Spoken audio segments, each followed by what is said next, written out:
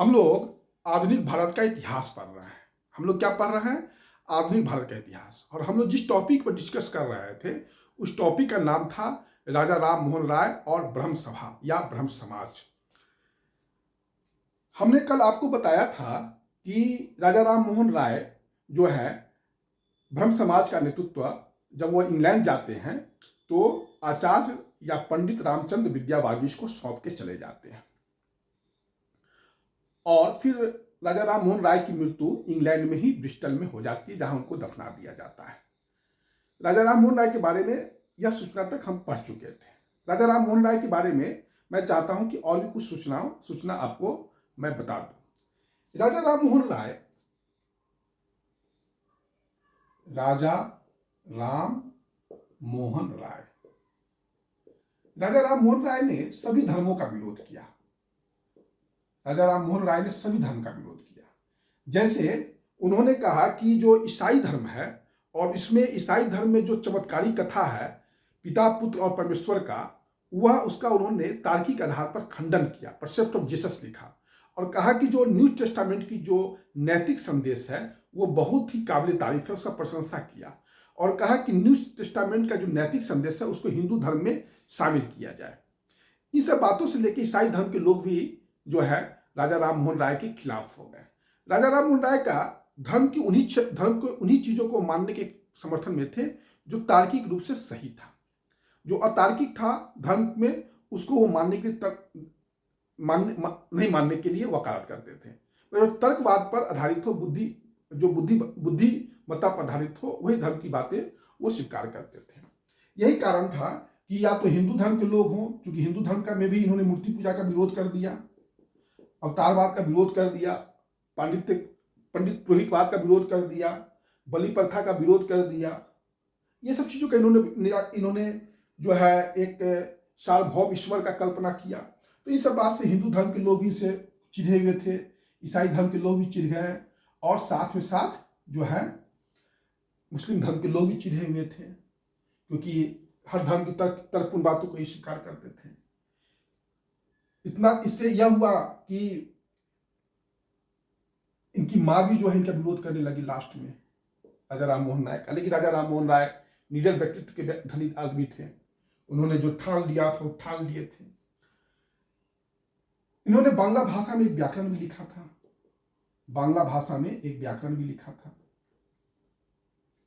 1823 में इन्होंने Calcutta utilitarian committee का गठन किया था। कलकत्ता यूटिलिटेरियन कमेटी का गठन किया था और कलकत्ता यूटिलिटेरियन कमेटी का जो गठन किया था उसमें 3 लोग थे, राजा राम मोहन राय, द्वारिकानाथ टैगोर और विलियम एडम। 1823 ईस्वी में राजा राम मोहन राय ने द्वारिकानाथ टैगोर और विलियम एडम के साथ मिलकर कलकत्ता यूटिलिटेरियन कमेटी का गठन किया। मैंने कल एक चीज कहा था कि 1821 ईस्वी में नेपल्स क्रांति की विफलता पर इन्होंने दुख प्रकट किया था। कल मैंने वीडियो में बोल दिया था कि नेपल्स क्रांति की सफलता पर उन्होंने अपने मित्रों को भोज दिया था, वो गलत है। सही बात यह है कि 1821 ईस्वी में नेपल्स क्रांति विफल हो गया था, उस पर राजा राम मोहन राय ने दुख प्रकट किया था। और 1823 ईस्वी में 23 में लैटिन अमेरिका में स्पेन वासियों की जब पराजय हो गई तो उस पर इन्होंने खुशी जाहिर किया और खुशी जाहिर करने के साथ साथ जो है अपने मित्रों को भोज दिया था, दावत दिया था। इन्होंने आयरलैंड के किसानों के साथ जो है हमदर्दी प्रकट किया और वहां के जमींदारों का विरोध किया और ब्रिटिश सरकार से कहा कि आप आयरलैंड के किसानों के समर्थन में कानून पास करें, अगर आप ऐसा नहीं करेंगे तो मैं ब्रिटिश साम्राज्य छोड़कर चला जाऊंगा। तो कहने का अर्थ कि इनकी हमदर्दी अंतर्राष्ट्रीय हमदर्दी भी थी। इन्होंने शिक्षा के क्षेत्र में अभूतपूर्व काम किया, जैसे कि इनके साथ डच घड़ीसाज कौन थे? डेविड हेयर थे। स्कॉटिश धर्म प्रचारक अलेक्जेंडर डफ थे। शिक्षा के क्षेत्र में इनको 2 प्रमुख व्यक्तियों का सहयोग मिला, स्कॉटिश धर्म प्रचारक अलेक्जेंडर डफ और डच घड़ीसाज डेविड हेयर। इन्होंने कलकत्ता में एक अंग्रेजी स्कूल खोला था। उस स्कूल में जो है वॉल्टेयर का दर्शन पढ़ाया जाता था और साथ साथ यांत्रिकी शिक्षा भी दी जाती थी। मतलब इतने ये प्रगतिशील व्यक्ति थे जो वॉल्टेयर का दर्शन अपने स्कूल में ही पढ़ाते थे। तो कहीं ना कहीं राजा राम मोहन राय के जो स्कूल संबंधी विचार है, मेरे ख्याल से भारत सरकार को भी लेना चाहिए, क्योंकि इतने आधुनिक और प्रगतिशील शिक्षा के ये समर्थक थे।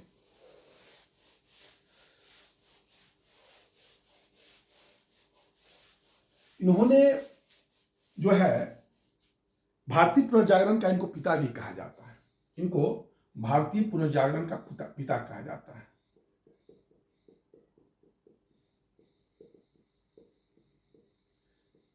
उन्नीसवीं शताब्दी के भारतीय आकाश के सबसे चमकीले सितारे थे। 19वीं शताब्दी के भारतीय आकाश के ये सबसे चमकीले सितारे थे। ये भी थोड़ा सा ध्यान में रखिए, पूछ सकता है कि 19वीं शताब्दी के सबसे चमकीला सितारा कौन थे, तो राजा राम मोहन राय ही थे। राजनीतिक प्रश्नों को इन्होंने ब्रिटिश सरकार के सामने रखने वाले पहले व्यक्ति थे, और इन्होंने जो सबसे पहला क्वेश्चन ये रखा कि किसानों का शोषण।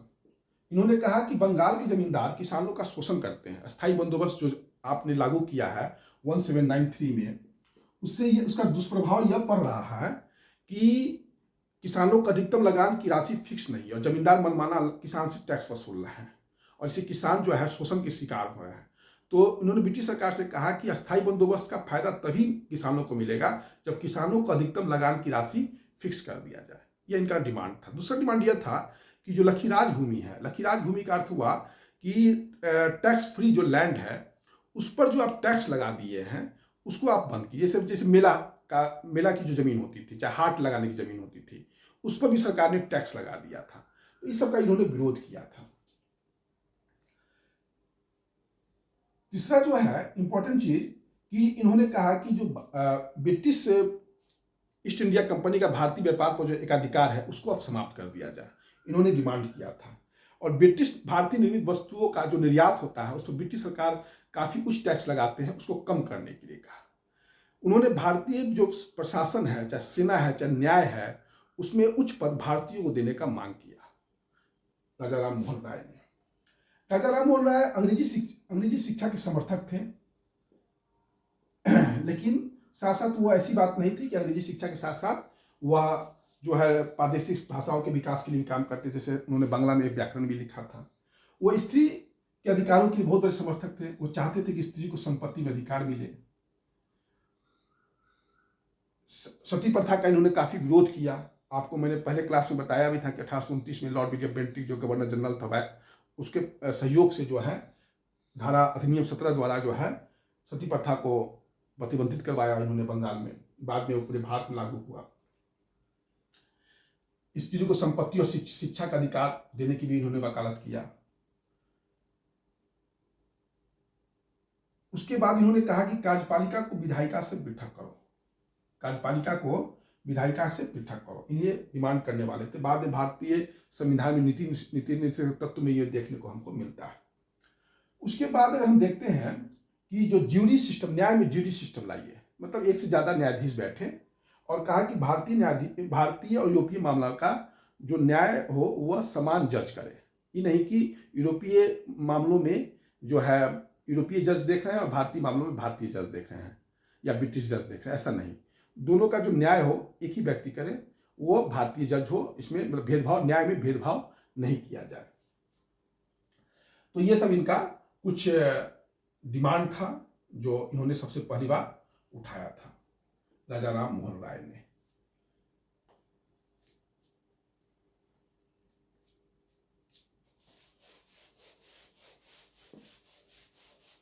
कुल मिला के राजा राम मोहन राय एकेश्वरवाद के समर्थक थे, एकेश्वरवाद के समर्थक थे, मूर्ति पूजा के विरोधी थे, पुरोहितवाद के विरोधी थे, कर्मकांड के विरोधी थे, सार्वभौम ईश्वर पर बल देते थे, सार्वभौम ईश्वर पर बल देते थे। उसके बाद जाति प्रथा को नहीं मानते थे।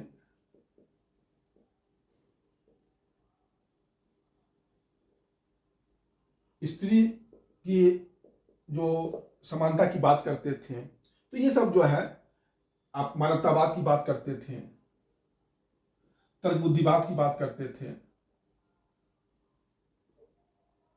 विज्ञानवाद के समर्थक थे, अंग्रेजी शिक्षा के समर्थक थे। तो ये सब इनका कुछ योगदान है राजा राम मोहन राय का, जो हमें ध्यान में रखना होगा।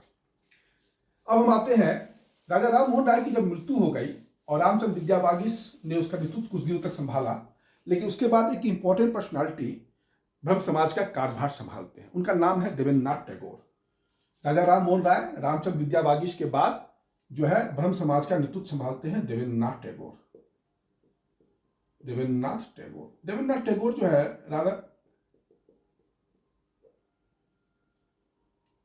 देवेंद्रनाथ टैगोर 1817 में इनका जन्म हुआ था, 1905 में इनकी मृत्यु हुई थी। इन्होंने कलकत्ता के जुरासंकी एक जगह है कलकत्ता में, वहीं पर तत्वबोधिनी सभा का स्थापना किया था। 1839 में बंगला भाषा में जो है तत्वबोधिनी पत्रिका का प्रकाशन किया। देवेंद्रनाथ टैगोर जो थे, रविन्द्रनाथ टैगोर के पिता थे, और 1840 ईस्वी में कलकत्ता में तत्वबोधिनी स्कूल का स्थापना किया। जो तत्वबोधिनी स्कूल का इन्होंने स्थापना किया, तो उसका प्रचार्य बनाया अक्षय कुमार दत्त को। प्रिंसिपल किसको बनाया? अक्षय कुमार दत्त। पहला प्रिंसिपल अक्षय कुमार दत्त ही थे। एक चीज और, ब्रह्म समाज का प्रथम सचिव ताराचंद चक्रवर्ती थे।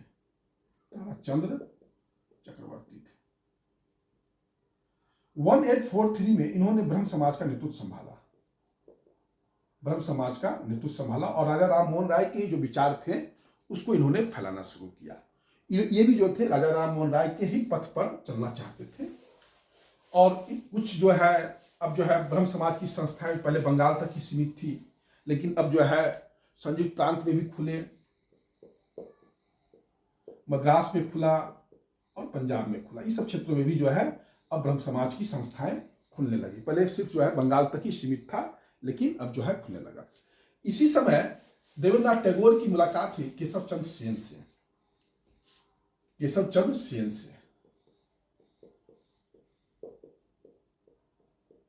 चंद्र सेन जो थे, इनका जन्म 1828 ईस्वी में कलकत्ता बंगाल में हुआ था, और 1857 ईस्वी में इन्होंने देवेंद्रनाथ टैगोर ने ब्रह्म समाज का नेतृत्व जो है केशव चंद्र सेन को सौंप दिया।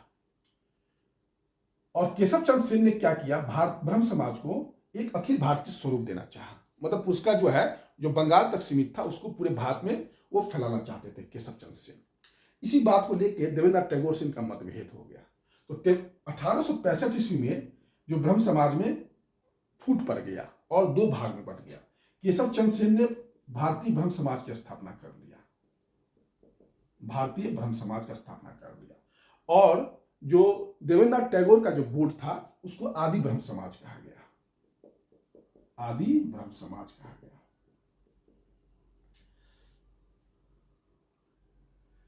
अब केशव चंद्र सेन के बारे में कुछ चीज जान लीजिए। केशव चंद्र सेन ने 1868 ईस्वी में टेबरनेकल ऑफ न्यू डिस्पेंसन का नामक संघ का गठन किया। टेबरनेकल ऑफ न्यू डिस्पेंसन नामक संघ का गठन किया। इन्होंने संगत सभा का भी स्थापना किया था।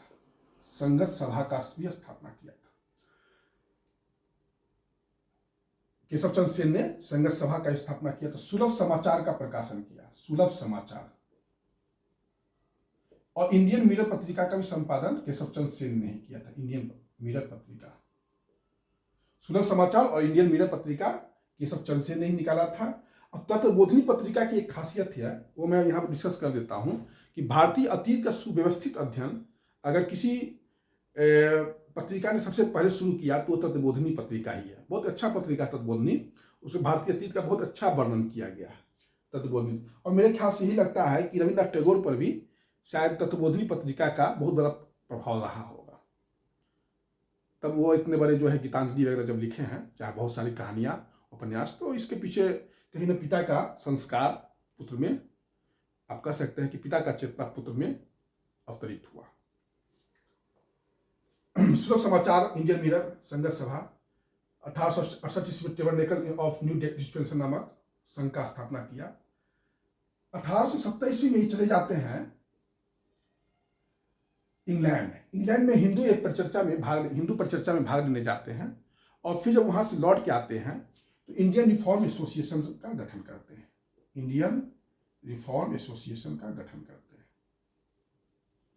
इस इंडियन रिफॉर्म एसोसिएशन में सभी धर्म के लोग भाग ले सकते थे। हिंदू धर्म के भी लोग भाग ले सकते थे, मुस्लिम धर्म के लोग, मतलब सभी धर्म, कोई धर्म इसका, कोई जाति इसका, कोई योग्यता का मापदंड नहीं था। सभी धर्म और सभी जाति के लोग इंडियन रिफॉर्म एसोसिएशन में भाग ले सकते थे। 1870 में इसका गठन हुआ था।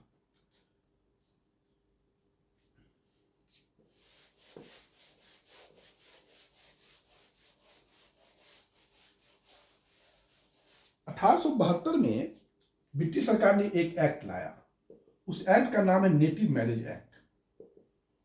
नेटिव मैरिज एक्ट, या इसको ब्रह्म विवाह अधिनियम भी कहा जाता है। ब्रह्म विवाह अधिनियम भी कहा जाता है। इसमें यह फिक्स किया गया कि विवाह की लड़कियों की न्यूनतम आयु 18 साल और लड़की की आयु 14 साल कर दिया जाए। लड़का का आयु कितना था? 18 साल, और लड़की का आयु 14 साल।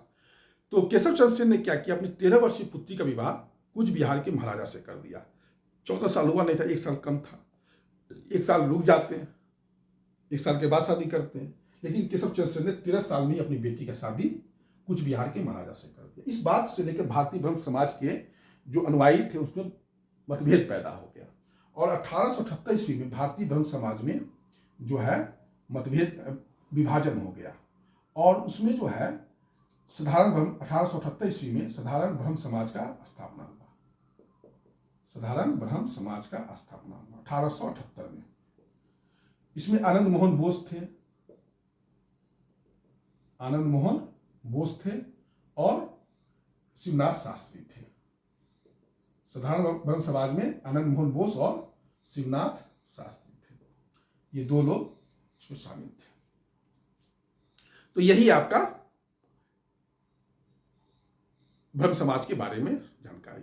अब केशव चंद्र सेन जो है, चूंकि मैंने आपको कहा था एक लाइन कि ब्रह्म समाज को अखिल भारतीय स्वरूप देना चाहते थे, तो जैसे महाराष्ट्र में जाएंगे तो प्रार्थना समाज का स्थापना कराएंगे, देश समाज का दक्षिण भारत में स्थापना कराएंगे। तो ये सब चर्चा जो है अब हम नेक्स्ट वीडियो में करेंगे। और यही आपका ब्रह्म समाज के बारे में जो भी क्वेश्चन का जो भी डायमेंशन बनेगा या ऑब्जेक्टिव हो, और मूलतः जो ऑब्जेक्टिव जो आधार है उससे आप सब्जेक्टिव का भी क्वेश्चंस का डील कर सकते हैं। लेकिन मैं इस जो है मुख्य परीक्षा के लिए एक अलग से जो है क्लास शुरू करूंगा। अभी ये प्रारंभिक परीक्षा को ही पूरे जो वीडियो है सीरीज जो मैं बना रहा हूँ वो प्रारंभिक परीक्षा के लिए भी, लेकिन मुख्य परीक्षा का ये आपको बेस के रूप में काम करेगा, फायदा जरूर करेगा। आप लोग कमेंट जरूर किया कीजिए, आपका कमेंट ही मेरा मार्गदर्शन है, और मैं चाहूँगा कि आपके कमेंट पर मैं अपने आप को खड़ा उतार पाऊँ। यह शायद मेरे लिए सौभाग्य की बात होगी। धन्यवाद।